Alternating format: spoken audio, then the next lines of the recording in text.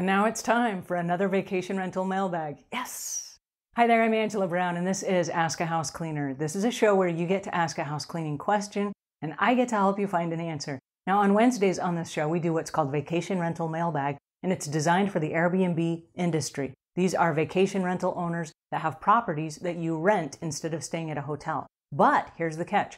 Somebody's got to come in and clean up between every single guest. And so this show answers those questions. So if you have a question for us for our vacation rental mailbag, you can leave that at turnovercleaningtips.com. That's a website that has lots of resources for people that do the turnover service. So if you are an Airbnb host, or if you're the cleaning service that they've paid to come in and clean up, you're going to find lots of resources that are on that site for you. These are books and podcasts and cleaning supplies and restocking supplies and all kinds of stuff that will help you do your job better. Turnovercleaningtips.com. All right, on to today's show, which is about smoking. Not smoking. We don't want to talk about smoking, but let's talk about it. It's an issue at every single property.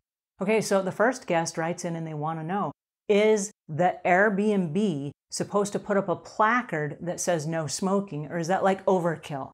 Are there certain words or verbiage that you use in your listing so that guests know they cannot smoke at your property? All right, that's a great question, and the answer is this. It's kind of standard everywhere that you don't smoke, right? Everywhere has no smoking policies. It's not nice to go into someone else's home and smoke. That happened like 50 years ago, but nobody's doing that today. It's not cool. So everybody should just kind of know. But if they don't know, yes, it should be in your listing, and it should be online where they can read it before they come. Because if they are a smoker and it doesn't say anything about no smoking, it's going to be easy to assume that they can smoke, right? With the legalization of marijuana, a lot of people think that it's okay if they vape and smoke inside your house. It's not okay, right? It's not okay. You've got to turn this property over for the next guest, and you don't want your house stinking. Also, you don't want all that nicotine and tar on your drapes and your furniture and your carpets and all that stuff. It costs a lot of money to get all of that out of the air.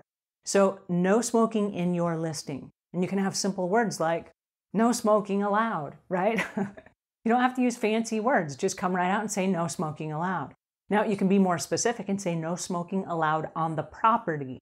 That means they got to go out and go into the street, or they got to go away to go smoke. If you want to allow it outside, that's okay, but not inside. All right, then the next thing is when you go to a hotel, as you close the door, the very first thing that you see is a little sticker that says no smoking. This is a no smoking room. And you can buy those on Amazon. I will leave links in the show notes to our Amazon affiliate. If you click the link, our show makes some money and we can keep bringing you great tips. Booyah, everyone wins, and it costs you nothing more. All right, so no smoking placard on the back of the door. Another thing that you might suggest is that you put inside your listing a fee.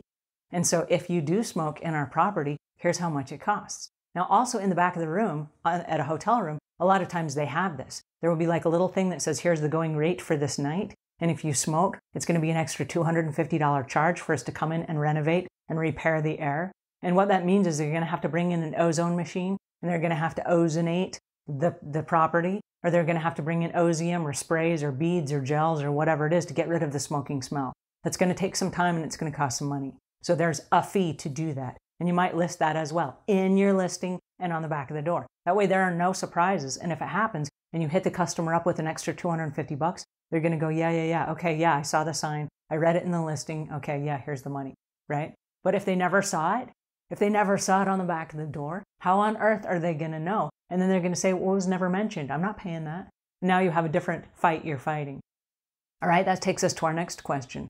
And the next question is, if a customer smokes at your house and you do not allow it, where are they allowed to smoke? Do you allow them to smoke outside? And if it's smoking outside, are they okay to smoke in the front of the house, or do you make them go smoke in the back of the property so the neighbors don't see? That is a great question.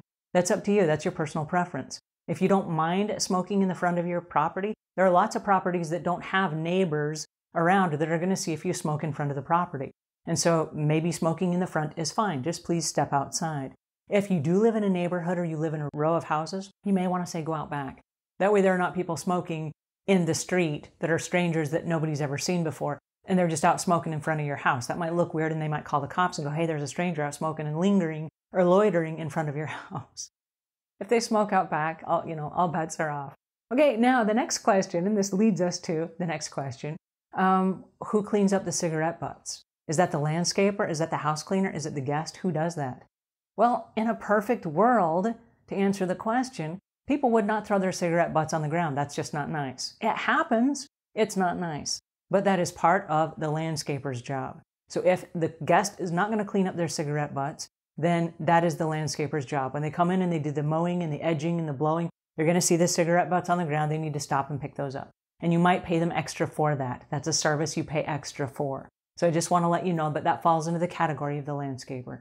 All right. The next question is, are you obligated to provide an ashtray? You're not obligated, no. But my suggestion is provide one. If you don't want to pay extra for the landscaper to pick up the cigarette butts, then my suggestion would be your guests are not going to put the cigarette butts in their pocket, okay? That is not going to happen. So they're going to throw them somewhere. Provide an ashtray. There are all kinds of decorative ashtrays, and I will leave links in the show notes to some decorative ashtrays for your property. Oh, isn't that a cool idea?